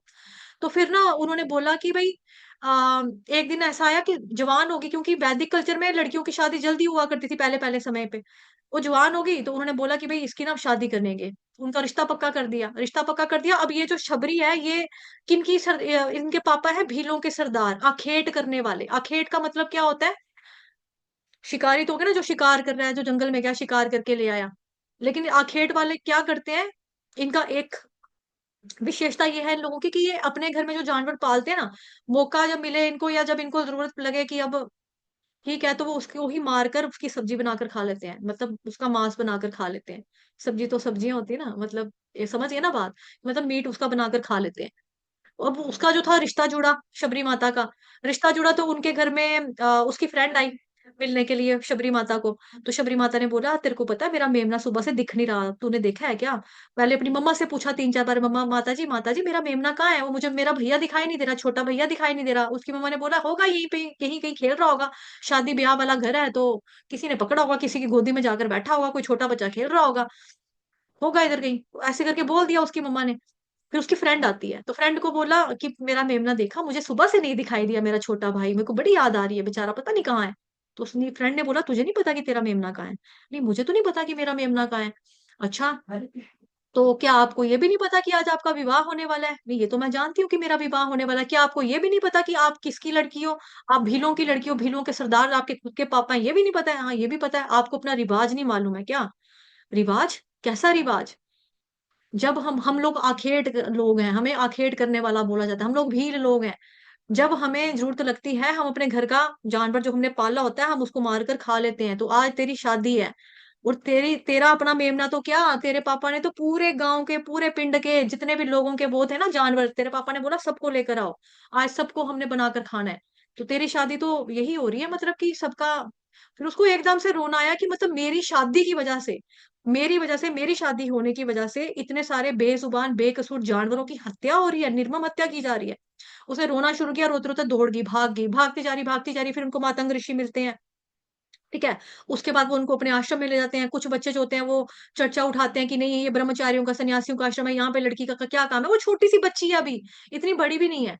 तो उनको निकालो जी आश्रम से। तो वो सुन लेती है अपने कानों से, गुरु महाराज को इस तरह से कंप्लेन कर रहे हैं विद्यार्थी, तो चुपचाप वहां से चली जाती है। ये भक्ति है, किसी को कुछ नहीं कहती। उसके बावजूद भी वो, मेरे गुरु महाराज ने यहाँ से निकला है, मेरे गुरु भाइयों ने, मतलब कि आखिर उनके आश्रम में रहकर मैंने श्रवण किया, गुरु ने मेरे को खाना खिलाया, मुझे सहारा दिया, मेरे सर पे छत दी थी, खाना खिलाया मेरे को। तो सारा जमीन साफ करनी, छिप कर, चोरी चोरी लकड़ियों की गांठ बांध देने की, रात को रोटी पकाएंगे इनको, तो इनको मुश्किल नहीं पड़नी चाहिए लकड़ियां इकट्ठे करने में। और पूरी जिंदगी भक्ति करती रही। तो गुरु महाराज ने उनके पूछना लोगों से, अपने बाकी जो शिष्य थे, कि तुमको पता है झाड़ू किसने मारी, तुमको पता है लकड़ियां कहाँ से आई है? नहीं, हमने तो नहीं की, हमने तो नहीं की, हमने तो नहीं की। फिर एक दिन गुरु उनके छिपके देखते हैं, तो शबरी माता रात के 2:30-3 बजे आती है, झाड़ू मार रही होती है, आगे पीछे सफाइयां करके ना, लकड़ियों का बंडल कंधे पे उठा के छोड़ती है। तो जैसे ही नीचे रखती है, महाराज ने उनकी बाजू पकड़ ली कि अब तुम मेरे साथ रहोगी, तुम कहीं नहीं जाओगी। वो उसको अपने आश्रम में लेकर आते हैं। फिर उनको कहते हैं कि भाई जिसने रहना है रहो, जिसने जाना है जाओ, अब ये यहीं पे रहेगी, इसका त्याग नहीं मैंने करना, ये यहीं पे रहेगी।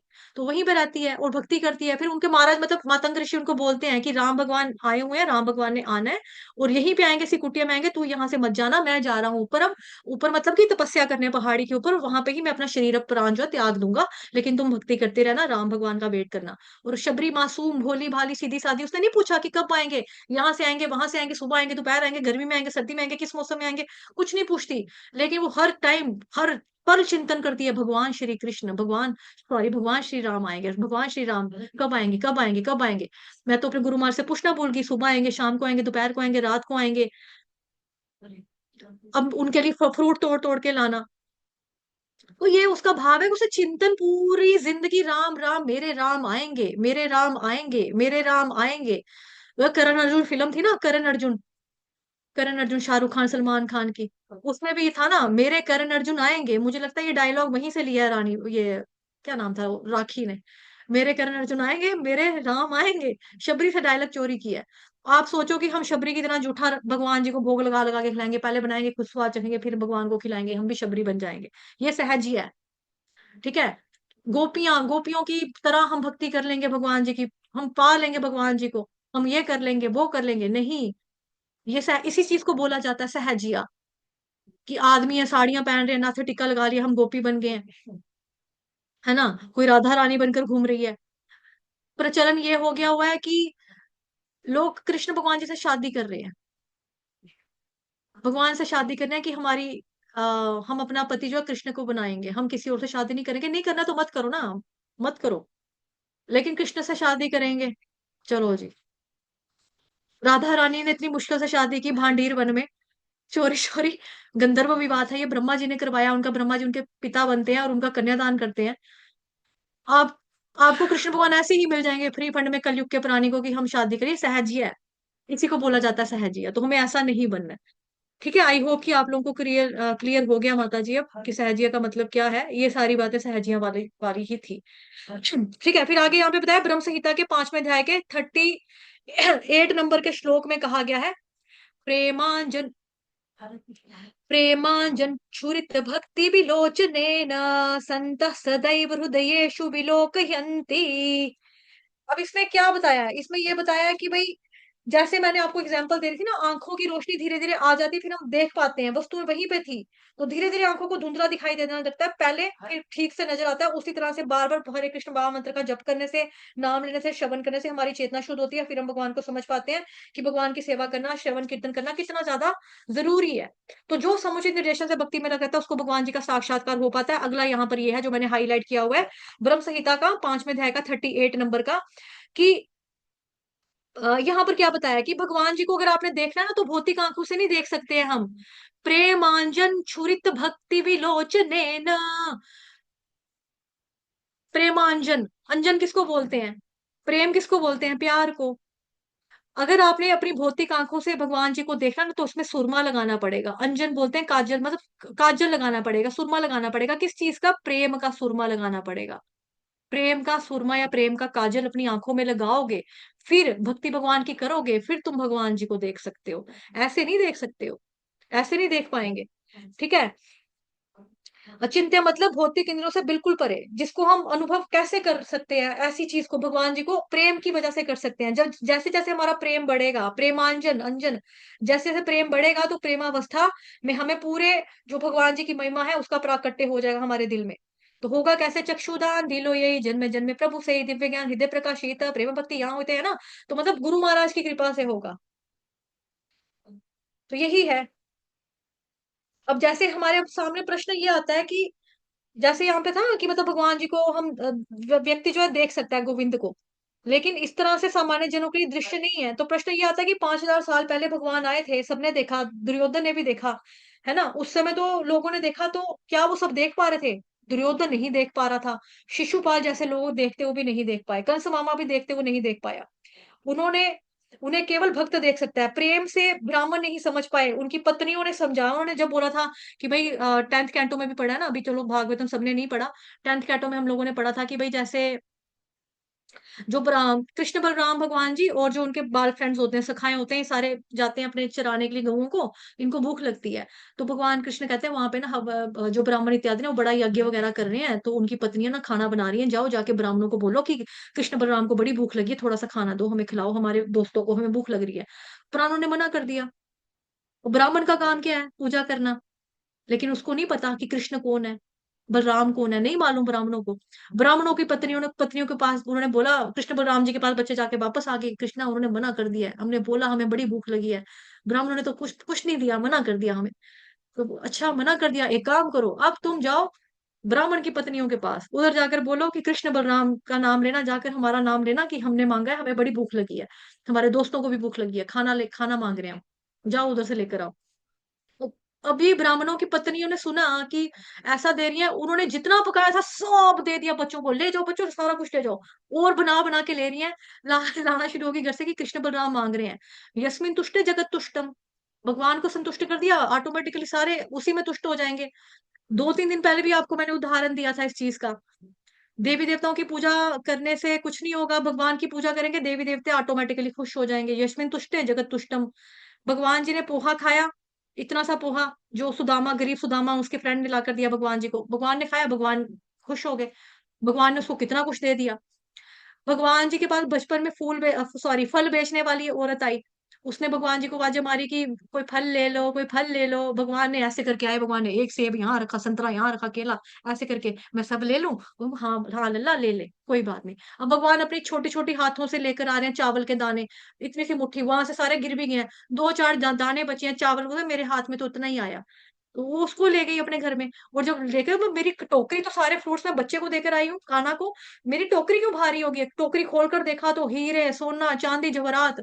यस्मिन तुष्टे जगत तुष्टम।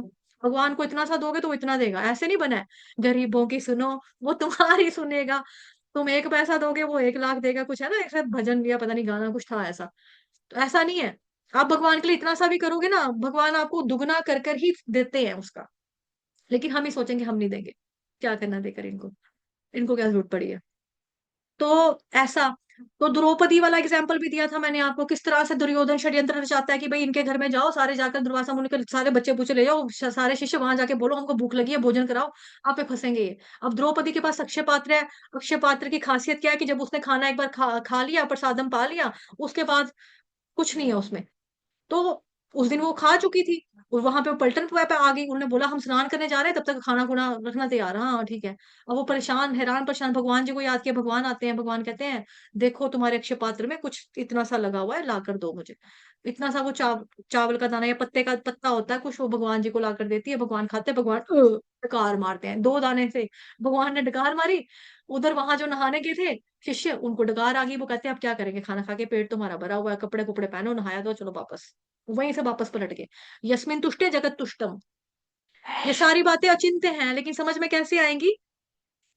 जब हम भगवान जी को भौतिक इंद्रियों से समझने का प्रयास नहीं करेंगे, भक्ति के माध्यम से समझने का प्रयास करेंगे, हरे कृष्ण महामंत्र का जप करके हम करेंगे, तो ये करेंगे। और प्रेम का अंजन, आंखों में प्रेम का काजल लगाएंगे, सुरमा लगाएंगे, तो फिर जो है हम इसको कर सकते हैं। दुर्योधन नहीं समझ पाया, शिशुपाल नहीं देख पाया सामने रहते हुए, ब्राह्मणों की पत्नियों ने देखा समझा, गोपियों का ने भी देखा कि वो प्रेम था उनका, वो भक्त थे।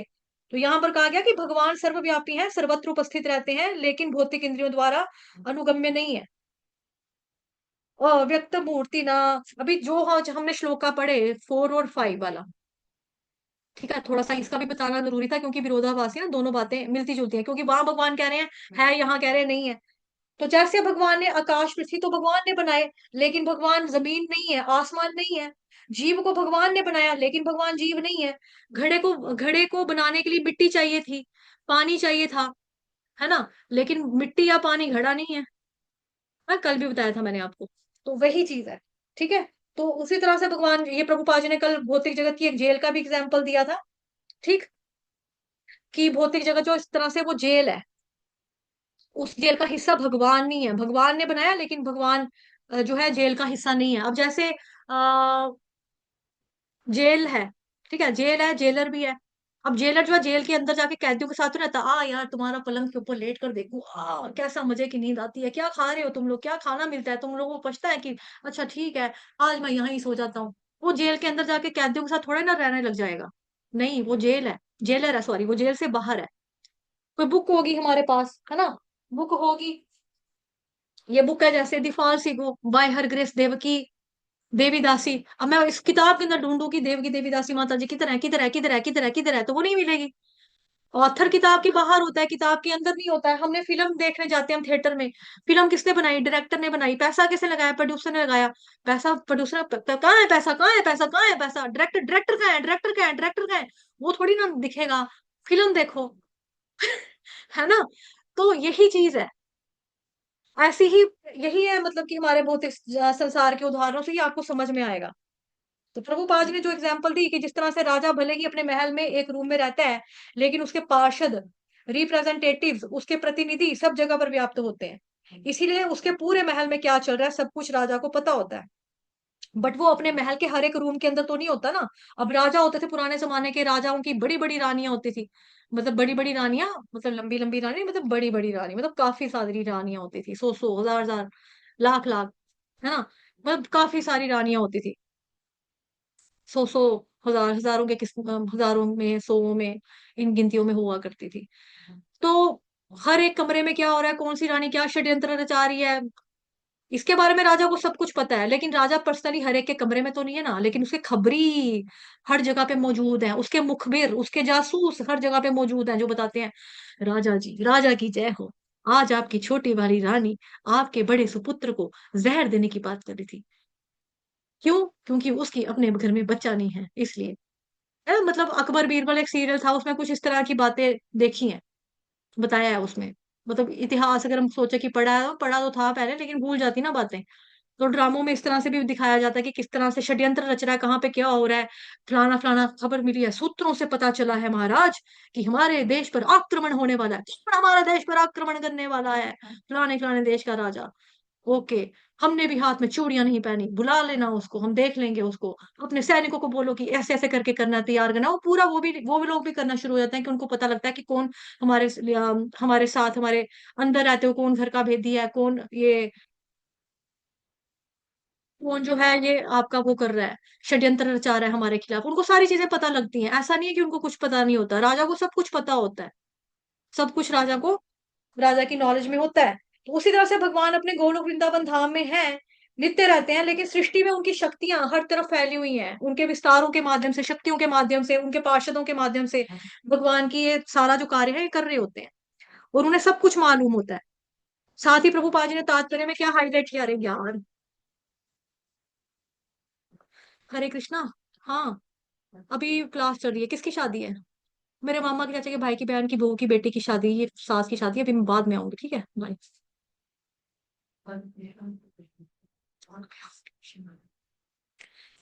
चलो, ये हाँ एटलस का फोटो दिखा रहे थे ना, एटलस का, ये वाला कि दब दब गया बंदा है, देखो इसको, है ना, पूरा गर्दन झुक गई, एटलस को यहाँ पे बताया है कि इस रोमन के देवता ने अपने कंधों के ऊपर, भाई रोमन का देवता है बेसिकली, उसने अपने कंधों के ऊपर गोला उठाया है पृथ्वी का, तो थका हुआ लग रहा है।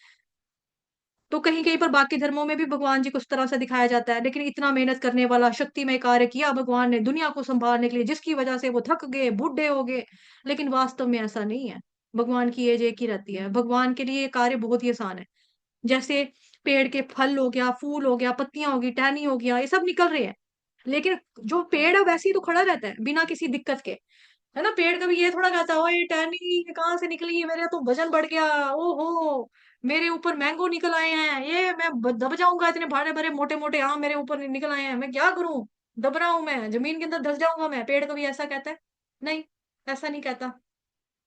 समुद्र है, समुद्र में आके नदियां आती हैं, गंगा आ रही, सरस्वती आ रही, जमुना आ रही है, मतलब कई सारी नदियां आ रही हैं, सागर में आकर मिल रही हैं, सागर कहता है ओ यमुना तू मत आना, आगे गंगा का पानी बड़ा संभाला हुआ मैंने, प्लीज प्लीज तू अपने घर रह, तू कहीं और चली जा, तू मत आना मेरे अंदर।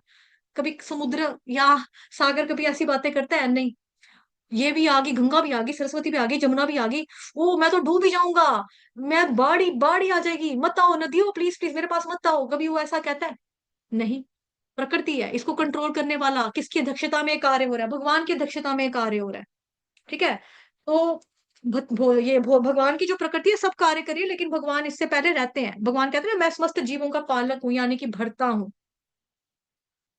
मैं समस्त जीवों का पालक हूं यानी कि भरता हूं।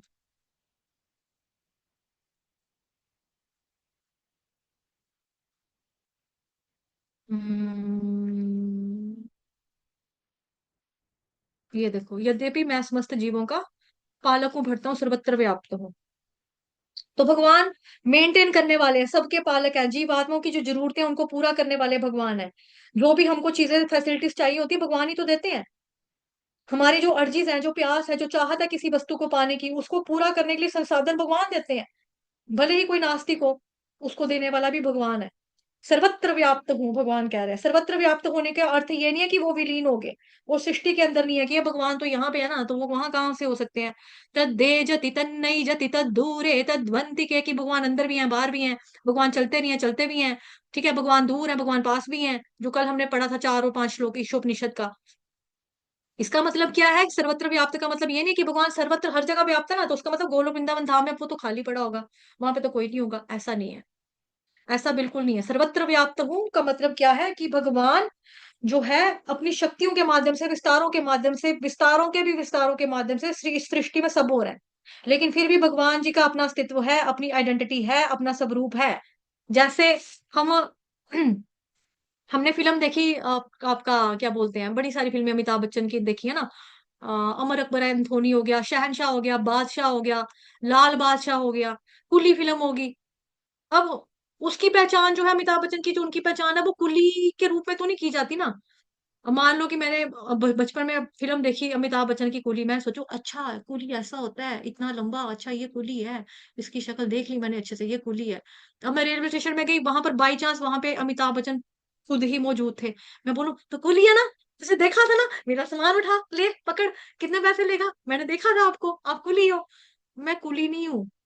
उनकी अपनी एक पर्सनल आइडेंटिटी है, वो श्री अमिताभ बच्चन बॉलीवुड के नायक हैं, दिग्गज नायक हैं, स्टार हैं, वो सुपरस्टार है।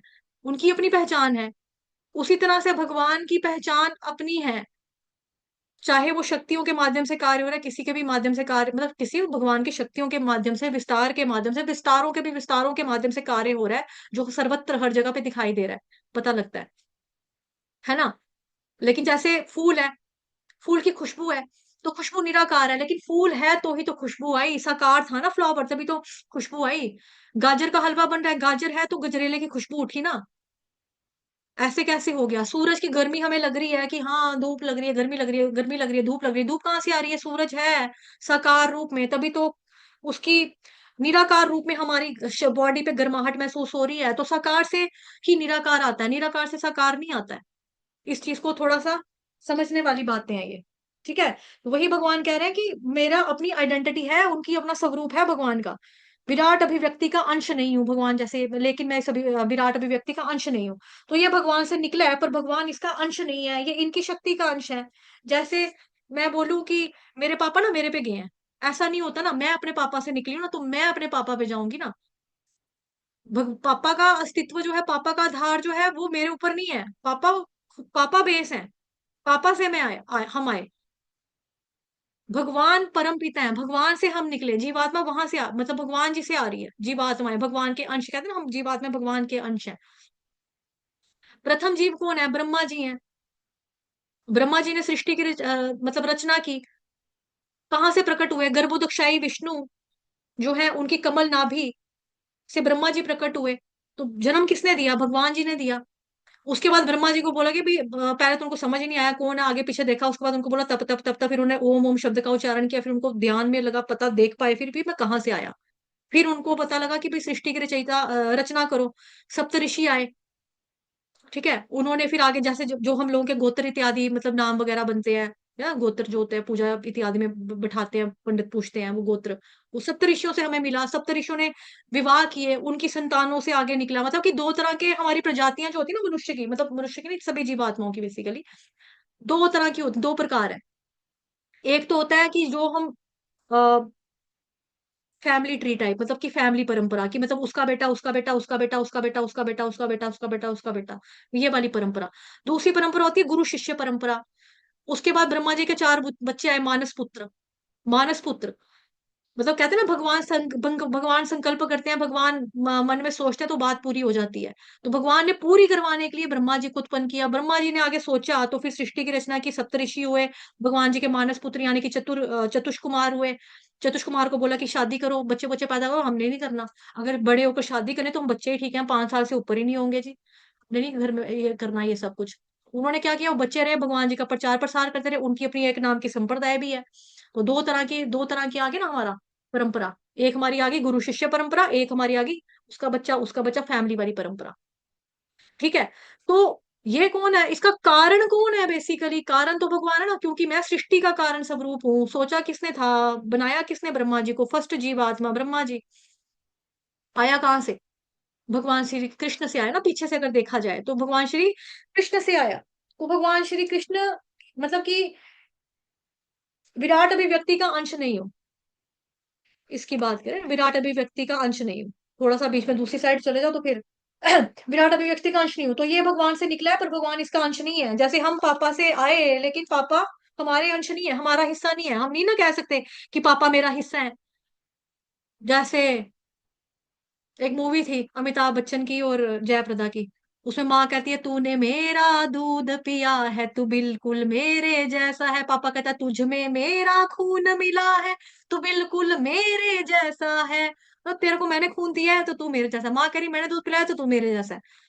वो पॉसिबल है क्योंकि पापा का खून है, पापा के जीन्स है, मतलब जो भी माँ बाप दोनों का मिलकर वो कह रहे हैं कि हाँ ये हमारा बच्चा है, ये हमारा हिस्सा है। लेकिन बच्चा बोले कि मम्मी और पापा मेरा हिस्सा है, बच्चे ने मम्मा पापा को थोड़ा पैदा किया। उसी तरह से हम कृष्ण भगवान जी का हिस्सा है, लेकिन कृष्ण भगवान हमारा हिस्सा नहीं है। अब समझ में आया बात, ये मतलब कि क्या है ये? ठीक है। तो ये इनकी शक्ति का अंश है, शक्ति है भगवान जी के स्वरूप का अंश है। इस शक्ति में जो भौतिक शक्ति है ये वो सृष्टि है। एक बार प्रभुपाद जी को ना किसी ने पूछा था कि भौतिक सृष्टि जो है भगवान जी का भिन्न अंश है, इसका क्या मतलब है? तो प्रभुपाद जी ने बोला था कि दोबारा से मैं रिपीट कर रही हूँ, मैं थोड़ा स्पीड पकड़ लिया क्योंकि मुझे थोड़ा जल्दी हो रहा है, क्योंकि टाइम काफी हो गया। प्रभुपाद जी से किसी व्यक्ति ने, किसी भक्त ने पूछा कि भौतिक सृष्टि भगवान का भिन्न अंश है, भौतिक सृष्टि भगवान का भिन्न अंश है, इसका क्या मतलब है? प्रभुपाद जी ने बोला इसी तरह से जिस तरह से तुम अपना स्टूल त्यागते हो, ठीक है, जस्ट लाइक योर स्टूल। जिस तरह से आप स्टूल को मल कहते हैं, हाँ मल, मल का त्याग करते हो। मल था तुम्हारे अंदर ही ना पहले, फिर तुमने मल का त्याग किया, उसके बाद तुम चले अपना, तो मल से तुमको क्या लेना देना? तो भौतिक प्रकृति जो है ये भगवान जी के मल के समान है। शास्त्रों में भौतिक प्रकृति को इस तरह से मल भी कहा जाता है कि जिस तरह से मल त्यागने के बाद जो होता है वो सेपरेट पार्ट हो गया, उससे कोई आसक्ति तो नहीं ना होती, बस वो वैसा ही है भौतिक जगत। इसे भगवान के मल से कंपेयर किया जाता है। पहले था पास में, पर त्यागने के बाद अलग है। तो जिस तरह से जो मल निकालता है पर वो मल में नहीं है, मल उसमें से ही निकला है, उसी तरह से भौतिक जगत भी भगवान से निकला है, लेकिन भगवान उसका अंश नहीं है। फिर है क्योंकि मैं सृष्टि का कारण स्वरूप हूँ, क्योंकि मैं सृष्टि का कारण स्वरूप हूँ। वैसे देखा जाए तो भगवान अल्टीमेट कारण ही है ना, मतलब भगवान ही है, और प्रकृति इंस्ट्रूमेंटल कारण है। तो एक है उपादान, एक है निमित्त, या फिर एक है इफेक्ट, दूसरा है कॉज। कोई बोल सकता है कि जो माया है ना या प्रकृति, वो इमीडिएट काज है और अल्टीमेट काज तो भगवान है, ऐसा। लेकिन जो भौतिक प्रकृति है ये भी इन्हीं के अंडर में चलती है, तो इसीलिए इमीडिएट काज भी भगवान है, अल्टीमेट कॉज भी भगवान है। तो मैं ही सृष्टि का कारण स्वरूप हूँ। तो प्रभुपाद जी ने इसको भी हाईलाइट किया यहाँ पे ना कि भगवान और उनके शरीर में कोई अंतर नहीं है, और जो कुछ भी हो रहा है अल्टीमेटली भगवान की इच्छा से हो रहा है, और ये सिर्फ भगवान ही कर सकते हैं, कोई और नहीं कर सकता। तो इसको हम अपने एक्सपेरिमेंट के द्वारा नहीं समझ सकते, लेकिन प्रमाणिक शास्त्रों से सुनकर हम इनको समझ सकते हैं, जो मतलब भगवान जी का अचिंत्य वाला पार्ट है ना, कि हम क्या हमारे चिंतन से परे है, अचिंत्य जिसका चिंतन नहीं कर सकते, जो हमारी भौतिक चिंतन से परे हो, उसके बारे में बोला जाता है। ये नहीं है कि वो है ही नहीं ना, ऐसा नहीं है वो, बट हम नहीं कर सकते, वो हमारी अपनी कमी है। जैसे आंखों का ऑपरेशन का बताया, किसी बंदे की आंखें खराब है, वो नहीं देख सक रहा, नहीं देख सकता। तो इसका मतलब ये नहीं कि वस्तुएं ही नहीं है दुनिया के अंदर, आसमान नहीं है, झरने नहीं बह रहे हैं, पानी नहीं चल रहा, नदियां नहीं है, जमीन नहीं है, सूरज नहीं है, चांद नहीं है, सितारे नहीं है। ऐसा नहीं है, सूरज चांद सितारे सब कुछ पहले से ही थे, लेकिन व्यक्ति नहीं देख सकता था क्योंकि उसकी आंखें खराब थी। उसी तरह से भगवान है, भगवान जी जो है वो अचिंत्य क्यों कहलाए जा रहे हैं, क्योंकि हमारी भौतिक इंद्रियां दूषित हैं, उस वजह से हम उनको नहीं देख सकते। ठीक है, हो गया क्लियर।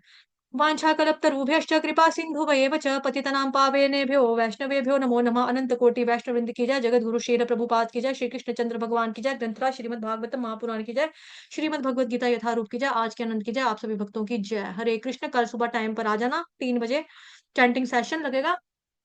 और एक चीज और थी, हाँ, श्रीमद् भागवतम महापुराण का जो बैच है ना वो शुरू करना है वापिस से। अभी पहले जो हम पढ़ रहे थे, मुझे 1 मिनट वीडियो चेक करने दो कि कहाँ तक पढ़ चुके हैं। फर्स्ट कैंटो पे ही थे हम वैसे, लेकिन फर्स्ट कैंटो का हमने कहाँ तक पढ़ा था? 1 मिनट।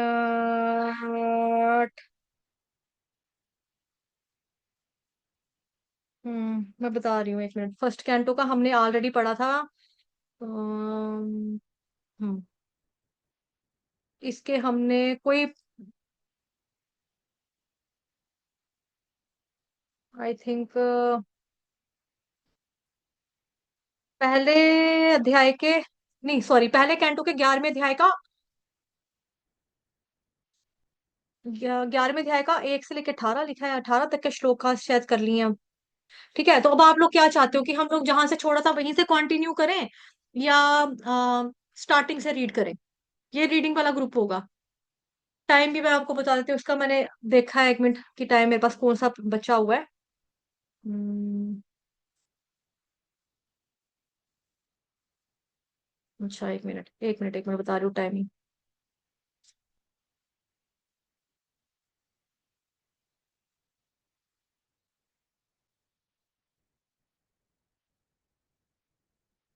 सवा 4 से लेके 5 बजे, 5 बजे तक का टाइम होगा। सवा 4 से लेके 5 बजे तक का टाइम होगा। ये टाइम, इस टाइम में आप लोग क्या चाहते हो कि शुरू से पढ़े भागवतम महापुराण, या फिर जहां से छूटा था वहीं से पढ़े? मतलब जहां से छोड़ा है, मतलब जहां से चल रहे थे वहीं से हम शुरू करते कंटिन्यू, क्या चाहते हो बताओ फटाफट, जल्दी बताओ। अनम्यूट हो मेरी साइड से सभी। माते शुरू से पढ़ लो। शुरू से। भाव्या प्रभु जी कह रहे हैं कंटिन्यू करेंगे, विकास प्रभु जी कह रहे हैं शुरू से, शशि माता जी कह रहे हैं शुरू से, और बाकी भी अपना वोट डालो ना फटाफट। माता जी शुरू से कर लो। शुरू से। हाँ जी। ठीक है, अब जो भक्त कह रहे हैं ना शुरू से करो, फिर उनको क्लास में आना पड़ेगा। टाइम मैंने बता दिया ना, सवा 4 से लेकर 5 बजे तक का समय है मेरे पास। माता जी हरे कृष्ण। माता जी मैं तो स्कूल से आती हूँ 4:30 तक। आप 4:30 बजे आते हो, फिर उसके बाद 5 बजे मेरे पास टाइम नहीं ना है। जी जी उसके बाद टाइम नहीं है, फिर शाम को मुझे मुझे हम्म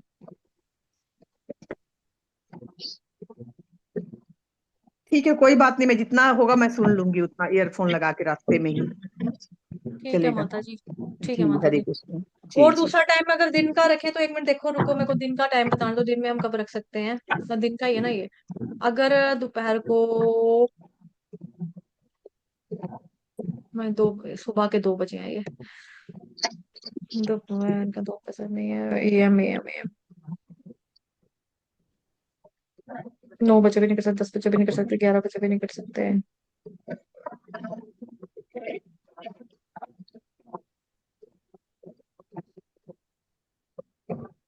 अगर दोपहर के 2 बजे रखें तो? माते 2 बजे से कितने बजे तक? 2 से 2:30 तक कर लेंगे, आधा घंटा या 40 मिनट या 1 घंटा, डिपेंड करेगा मतलब आपके पास कितना समय है। 2 से 2:30 तक, मतलब वैसे तो देखो हमारे घर भी लंच का ही टाइम है ये प्रसादम का, लेकिन भगवान भावे प्रभु जी कह रहे हो, मैं नहीं आ पाऊंगा, स्कूल का बच्चा है, स्कूल माते जाता हूँ। ठीक है, फिर हम 4 बजे वाला टाइम ही रख लेते हैं, मतलब कि सवा 4 का टाइम। कहाँ गया अलार्म? लॉक। नहीं माते 4:30 बजे करो। 4:30 का टाइम करूँ? 4:30 से 5 बजे तक का करते हैं। ठीक है, 4:30 से 5। ठीक है, 4:30 से 5, फिर आज जुड़ जाएंगे। आज जुड़ेंगे, या कल हमारे घर में ना एक्चुअली रामायण का वो है, राम अमृतवाणी है, तो फिर हम परसों से शुरू करें, क्योंकि आज अगर पढ़ाऊंगी फिर कल छुट्टी हो जाएगी, फिर परसों से शुरू करते हैं। ठीक है। ठीक है, परसों से शुरू करते हैं। ओके, हरे कृष्ण।